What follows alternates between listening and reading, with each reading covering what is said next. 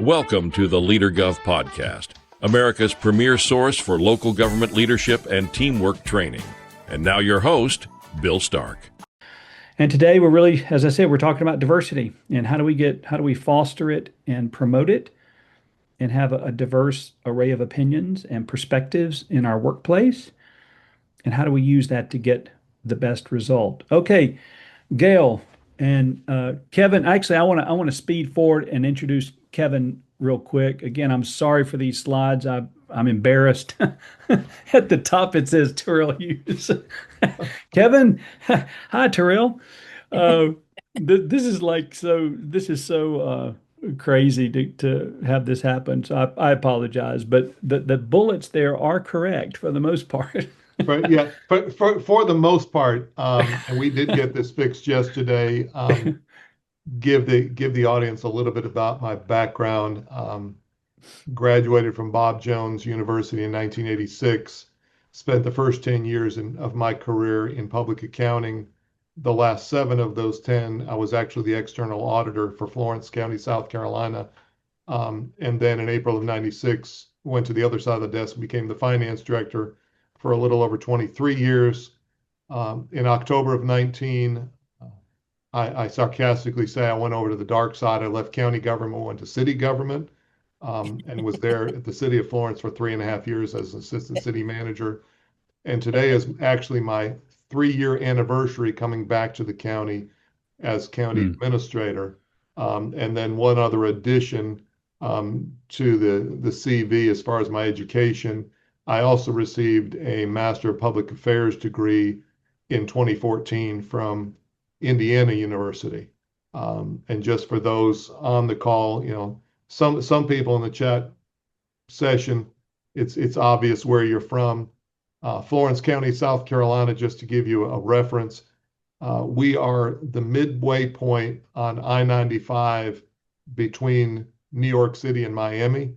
And we're actually, one of our interchanges on I-95 is actually the biggest interchange on I-95 between Washington, D.C. and Miami. So, and for those of you that go to Myrtle Beach for vacation, we're about an hour and 15 minutes west of Myrtle Beach. Oh, and I also know that y'all have the highest revenue grossing Buc-ee's in the world, right? Is We that do. right? I guess we've got a couple of people from the great state of Texas. Yeah, one of our requirements is if you visit Florence County, you must stop at Buc-ee's. Right now, yeah, they vie neck and neck with the Buc-ee's in Macon, Georgia for #1 corporate, and their average visitation to their store is 750,000 people per month. Wow. Amazing. Yeah. Wow. Crazy. Thank you for sharing a little bit about your background. I know you've been serving local governments for a number of years, and I think it's important. We like that because we want folks like yourself on these workshops and kind of providing your perspective. And when everyone registered for this workshop, we asked you 2 questions, and these are the results of all of your answers. How can diversity strengthen your team's purpose and goals? And as you see the big blue box there, the slice of the pie that's blue, probably 40%, brings more perspectives into decision making, problem solving. Uh, the About a third of you, the red at the bottom there, said, "I'm not sure yet. Maybe I'll get some clarity during the workshop." And so at least you were honest and said, I'm not sure how diversity can strengthen my team's purpose and goals. About 20% said diversity, it reminds us to be open to different perspectives, help us communicate to other audiences, and helps morale to see a wide range of team members. So I don't know, Gail, what are your thoughts on that? Anything sort of stand out to you there? Yeah, I mean, I think that, it does bring more perspectives to decision making, problem solving, and the thing that I think that's also really important is that the diversity is critical in communication, and people understanding their audiences, like this says, understanding, the groups of people that they're talking to. Uh, um,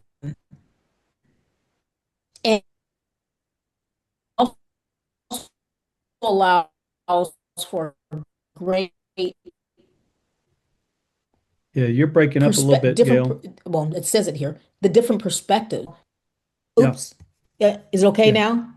Yeah, I think you're back. Yeah. Well, because people come from Yeah, you're still breaking up, Gail. You're still breaking up. because how about now? Uh, we'll see. I'm not sure. Oh, sorry. I'm That's having, okay. That's yeah. okay. We also asked the groups, how would you describe the diversity on your teams today? And I thought this was pretty interesting. The blue, which is about a third, says, yeah, we're highly diverse. We've got a lot of viewpoints and styles. That's good. The red, which is about a third, said, well, we're mostly similar in background and perspective. Okay, so a lot of homogenous sort of thinking, perhaps. And then the gold or yellow says, yeah, we have some differences, but we're not always integrated. We don't incorporate all this diversity into our decision making and that sort of thing. And then a small amount, 4 or 5%, said not sure, hadn't really thought about it. So I just ask Kevin or Gail any observation on this result as well. Bill, you and I talked Can you about hear me now? this Go. yesterday.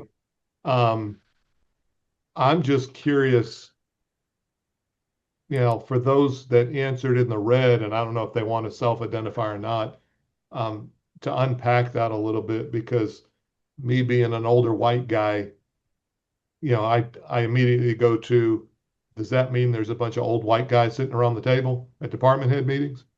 Mm, yeah. Hopefully that's not the case, but Yeah. I'd be interested. Well, yeah, and Gail and I were talking as well, and today is not just about race, although that's an important part of diversity. Race, of course, ethnicity, personality differences, tenure differences, newly tenured employees, employees who've been there 30 years, and when we get around the table to make those decisions, we need to be sure we've got Gen Z in the room, right?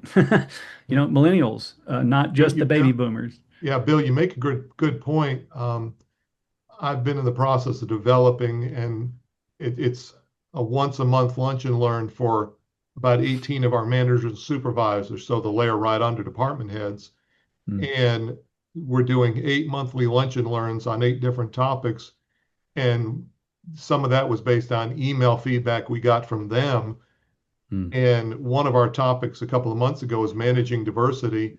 And based on their email feedback, exactly to your point, our issue in Florence County was not, race, gender, or age.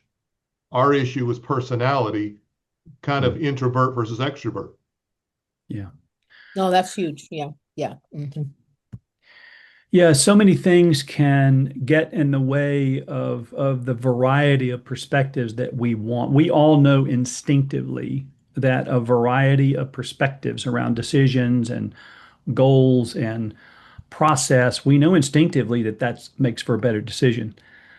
But are we as leaders? It's incumbent upon us as leaders to be open to that and willing to expand our thinking and not be prejudiced by I'm comfortable with my friends who are all millennials, or I'm comfortable with this group, not with that group. It's incumbent upon us as leaders. This is kind of the hard part of this workshop today. We have to be honest with ourselves and basically say, are we being as assertive as we can to bring in unique perspectives and different perspectives into the workplace? And that's really what we're all about today, is that whole topic. So yeah, so Kevin, we just had some questions. We're gonna go till about the bottom of the hour. We've got some questions that we wanted to kind of ask you and have you share some thoughts, and then the folks listening, the folks on the Zoom, are welcome to ask questions. Please do. We want you to participate as well, but we're going to put you in breakout groups at the bottom of the hour and allow you to chat in groups of 5 or 6 for about 20 minutes. So you'll have a chance to really unpack some of these ideas with your peers at the bottom of the hour. So Kevin, I guess I just would start with, we've already kind of talked about it a little bit, but why is diversity important, from your perspective? How have you seen it benefit your decisions and your county there? Well, I guess, Bill, it's kind of two separate questions. Let me address the first one first in why is diversity important? And, like you and I talked about yesterday, not to be offensive to anybody on the call at all, but, I've never been a strong proponent of affirmative action, DEI, what have you. However, even more strongly on the other side of the ledger, I am a extremely strong proponent of, does your local government team, whether it's department heads, managers, supervisors, whatever, does it reflect the community you serve? Now we're talking, more racially, but I appreciate Bill's comments as far as, it's also age, gender, whatever. The illustration I go back to, if you're talking strictly race, that's not the sole topic of today, obviously, is pre-George Floyd in Ferguson, Missouri, the Michael Brown issue, when you had a white police officer, shoot a fleeing African American suspect. From what I understand, and if anybody's from the area, please correct me if I'm wrong, but from what I understand, Ferguson, Missouri, demographically is 75% minority, but their police force was 75% white. So there was already this going on. And that instance just threw and lit a match to it. So I think it's incumbent upon us, and I almost turned it around in the form of a question. If I had to sit down with each member in the audience today, does your local government team reflect the community you serve? Now, obviously, it can't be a one-to-one, but it should be fairly close to one-to-one. And as you have opportunity to fill vacancies in your team, I think you need to be aware of if you have an issue in that area. The benefits that we derive, Dale talked about it. It's the diversity of thought around the table. If you have people of the same age, race, gender, background, whatever, your meetings become an echo chamber, and you don't have the diversity of thought, and you don't have anybody at the table saying, you know what? I never thought about it that way. I've never walked a mile in your moccasins. So, I'm glad you're at the table because I don't have that perspective. I don't know. I think it's in, Jim Collins' Good to Great book. And it may be someplace else. I've used the quote many times. If I'm the smartest person in the room, I'm in the wrong room. So, we need smarter people. And I'm not just talking about intelligence, but smarter people with perspective. And so you get the diversity of thought that Gail referred to, so that you get different perspectives, and it helps you create better decision making. Yeah. I'm curious, Gail, in your experience, I know you've worked with a lot of local governments, a lot on the West Coast, and what would be your observation around this whole idea of, I would say, the leader's responsibility to ensure that all voices are heard? How does the leader do that? And I guess secondarily, Gail, I'd love just to hear, like, if someone is not qualified for a job, a promotion, what role does the manager have in equipping people, particularly those who haven't had opportunities, to be equipped, to coach them, to mentor them, to help them get to that place where they can be promoted and rise to new levels? What are your experiences as you look at teams in that way? Yeah, well, I know when I work with teams especially on the West Coast, especially in Seattle, Washington. I think I'm going to be unstable here. I'm having internet issues, evidently.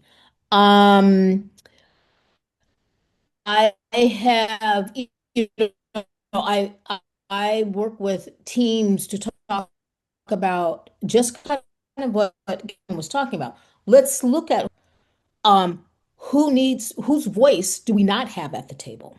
And who do we need to add to the table so that we have a more holistic conversation and have better questions about what we're dealing with? Because you can't sit in a vacuum and think you're going to be able to actually um, create something or solve problems. Yeah, the same people talking, the same people are, it's homogenous. You just Yeah. need that diversity to ask those questions to bring in the conversation. Yeah. Um, and so in dealing with the leaders, making sure that they are thinking about what's our goal here? What are we trying to achieve? And then who needs to be at the table to make sure that we achieve that? Mm. And so working with them on a regular basis to really look at um, what's our goal. And that's the key, I think a key thing with leaders is being clear about what is your goal, and given your goal, then how are we going to get there that's really addressing the issues. I'm primarily in King County, Kevin, in Seattle, Washington. But I've also worked with the city of Seattle and the Port of Seattle and Sound Transit. So in the governmental realm, what I find is that you have mid-management, pretty diverse, leadership above mid-management, pretty white, Mhm. and so have had to really and have been brought in to coach mid-management, but then have not been asked to coach the leadership. And so Mm. now what I do is, and if I'm brought in to coach mid-management and change them, then I also say, well, then I also have to coach the leadership as well, because Good. the language, the perspectives, all of those are critical at both levels, and it can't just be at that mid-management level. But Yeah. that's where I see a lot of diversity. I see a lot of activity there, but not at that leadership level. So I have to be very Yeah. clear with the leadership. It's critical to get input from that level of individuals around how Good things need to thought. shift and change. Yeah. Thank you. You beeped out at the end, but we got the main thing. Thank you, Gail. Yeah, Kevin, I'd love to hear your kind of perspective on that. And also, Kevin, this idea of why do leaders sometimes avoid stirring diverse thoughts and opinions? Like sometimes we don't want to go there. We don't want to purposefully invite opposing ideas, right? I mean, opposing ideas make the thing better. Why do we why are we fearful about this sometimes, you think? Well, I think the biggest word you just hinted at, Bill, is conflict. Hmm. No, nobody likes conflict. I think I don't know, it's on a movie or TV show, whatnot. The only people that really enjoy conflict are psychopaths. So, nobody likes conflict. Um, and, you talked about opposing views. Well, I'm the CAO of Florence County. I'm the one in charge. If somebody has an opposing view to mine, it's like, sometimes I've got to admit they may have a better idea than me. Hmm. Hmm. And that's, you know, I don't want to hear that. Now, playing back against what Gail just said, and I'm glad for that perspective where she's seeing a lot of local government organizations where mid-management is diverse and senior management is not. I think it's for those senior managers on the call, I think it's incumbent upon us to give the middle managers that may be more diverse whatever tools they need in their toolbox to give them the opportunity to advance in the organization.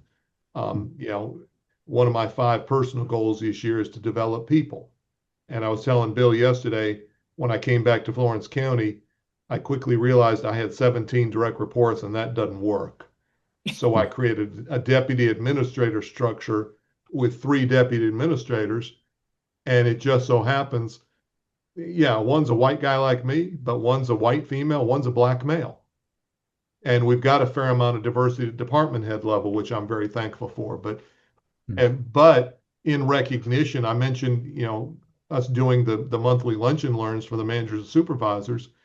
If you look at the 18 people around the table at our semi-monthly department head meetings, based on our age and number of years in the state retirement system, half of us could be gone in the next 5 years. So we need to coach up those middle managers so we retain the culture we're trying to build in the organization. And that coaching that Gail, I like the word coaching that Gail used, needs to be done regardless of the person on the other side of the table, regardless of whatever different diversity they bring. Yeah, they may be different from you in a lot of different respects. That shouldn't matter. Can they do the job? Kevin, I'd love to have your thoughts on this sort of final question. It's getting toward the bottom of the hour, and because we want to do these breakout groups in just a moment. But this, when we come into a meeting, when we're planning a new community event, or we're reorganizing a department, or putting in some new software, whatever the thing is, we as we've said before, having diverse perspectives and opinions and viewpoints makes things better. But it is a little dicey, okay? It can get kind of dicey in the meetings because we're actually encouraging opposing views. And that word conflict, Kevin, that we talked about. And so I just, for the leaders out there that are listening, we really want, part of our encouragement today is that you invite opposing perspectives, diverse opinions. And I would just love to hear, Kevin, kind of from your perspective, how have you done that yourself, or how have you seen other leaders do that, where they invite others in or ensure that all groups are heard from? I was with a city the other day, and they were launching a new service to their citizens, and probably 20% Hispanic, and they didn't have any flyers in Spanish. It's like, that doesn't make sense to me, right? No. That's weird. So this is not just about race, although it is certainly part of it. It's like, how do we give our citizens the best product by considering these different perspectives? So just in closing, I'd love to hear you kind of share on that.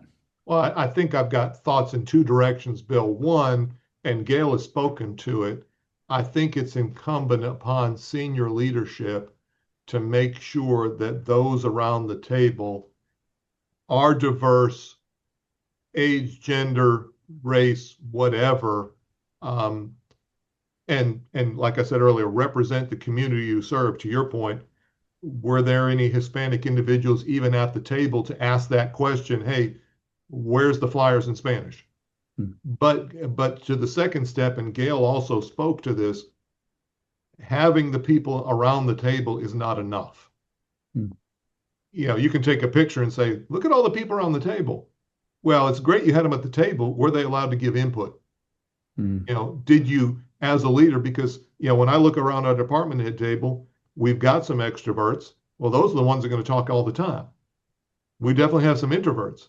Are you ensuring that your introverts, are you pulling some feedback from them so everybody has a chance to speak? Now, to your point, the other thought I have, Bill, in the other direction, and not another direction, just the second thought. We talked about that word conflict, and not to promote anybody's book, but hopefully most, if not all, the leaders on the call have heard of the name Pat Lencioni. Table Group and whatnot, written about 15 different books. All of them are pretty easy reads. But his seminal book is 5 Dysfunctions of a Team. And the first of the 5 deals with trust, or an absence of trust. And he talks about a vulnerability-based trust where the leader goes first and says, hey, I need help in this area. And then once you have that trust built in the organization, then the next step is having the conflict, because you've got an absence of trust. The next dysfunction is an avoidance of conflict. Well, if you have the trust, you can have the conflict, and the conflict becomes around the issue and not a personality-based conflict where I'm attacking Gail because I don't like Gail. Now, Gail and I are having a disagreement because we see an issue differently. But that's fine. You can have the conflict. And then the third one is committing. Once everybody disagrees and has a chance to be heard, then you can all center around everybody, or the majority agrees this is where we're going. So, conflict shouldn't be an issue. Yeah. One of the things I just want to say, one of the things that I train around is conflict, but I talk about conflict as an opportunity and not as a problem, because conflict as an opportunity, other ways of thinking and innovation and so on and so forth. So you come to the table not as conflict as a problem, but conflict as an opportunity to understand each other better and to resolve the challenges and issues. Right. That's a great phrase. Conflict is opportunity. Thank you for listening to the LeaderGov podcast. Don't forget to like and subscribe. And for more information on LeaderGov's workshops and programs for state and local governments, visit www.leadergov.com.